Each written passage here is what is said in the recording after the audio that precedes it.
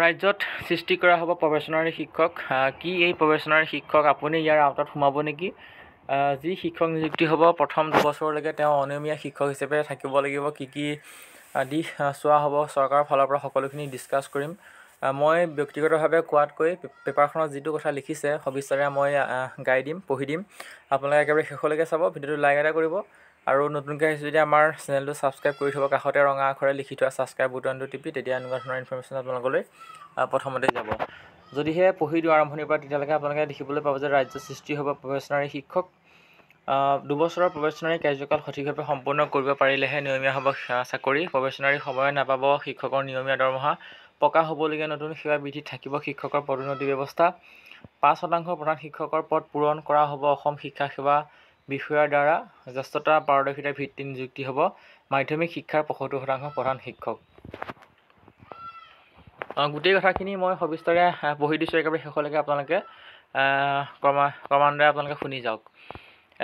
লিখিছে যে নিয়োগৰ ক্ষেত্ৰত প্ৰাথমিক আৰু মাধ্যমিক পৰ্যায়ত প্ৰথম 2টা বছৰ প্ৰবেশনাৰী পিৰিয়ডত কাম কৰাৰ পাছতহে নিয়মীয়া শিক্ষক হিচাপে নিযুক্তি লাভ কৰিব। অৰ্থাৎ এতিয়া পোনপটীয়াকৈ চৰকাৰী বা প্ৰাদেশিক বিদ্যালয়ত নিযুক্তি লাভ কৰিয়ে এজন শিক্ষকৰ চাকৰি স্থায়ী হোৱা আৰু নিয়মীয়া দৰমহা লাভ কৰাৰ দৰে সুবিধা নতুনকৈ নিযুক্ত শিক্ষকে নাপাব। চাকৰি সেৱা বিধি সংশোধন কৰি প্ৰস্তুত কৰা খচৰা অনুসৰি বেংক বা আন কেতবোৰ প্ৰতিষ্ঠানত প্ৰবেশনাৰী পিৰিয়ডত কাম কৰাৰ অৰ্হতাৰ ভিত্তিত দিয়াৰ দৰে শিক্ষকো নিযুক্তি হ'ব।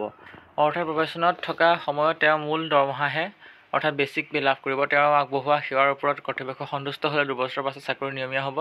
প্ৰবেশনৰ সময়ছোৱাত আগবঢ়োৱা সেৱাৰ বাবে নিযুক্ত হোৱাৰ পাছত শিক্ষকজনে নিয়মীয়া দৰমহাৰ বকেয়াও দাবী কৰিব নোৱাৰিব। অৱশ্যে শিক্ষা বিভাগে গ্ৰহণ কৰা এই সেৱা বিধি খচৰা পৰ্যায়তহে আছে, অৰ্থাৎ চূড়ান্ত হোৱা নাই। মাধ্যমিক পৰ্যায়ত শিক্ষক সংগঠনসমূহৰ পৰা মতামত গ্ৰহণ কৰিবলৈ বিদ্যালয় শিক্ষা বিভাগে অহা 30 নৱেম্বৰৰ আলোচনালৈ আমন্ত্ৰণ জনাইছে।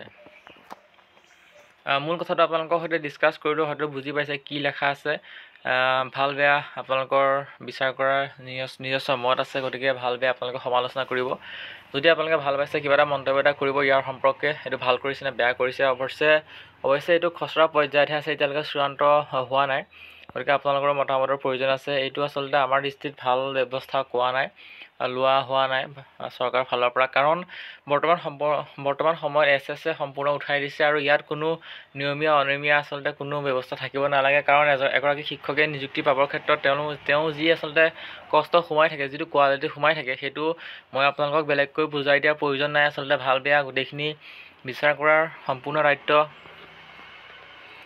আপোনালোকৰ হাতত আছে, কাৰণ বেলেগকৈ আচলতে বুজাই দিয়াৰ প্ৰয়োজন নাই যে এগৰাকী শিক্ষক হ'বৰ কাৰণে কি কোৱালিটি লাগে। আৰু তাৰ ওপৰতো যদি চৰকাৰে বেলেগকৈ বিচাৰ কৰে সেয়া আচলতে চৰকাৰৰ কথা। ভাল বেয়া বিচাৰ কৰাটো আপোনালোকৰ সম্পূৰ্ণ নিজস্ব মত আছে। গতিকে কিবা ক'বলগীয়া থাকিলে আপোনালোকে ক'ব। পৰৱৰ্তী সময়ত পুনৰ লগ পাম আৰু লাইক এটা কৰিব, বন্ধু বান্ধৱীৰ সৈতে শ্বেয়াৰ কৰি দিব এই বিষয়টো যাতে সকলোৱে গম পায়। ধন্যবাদ।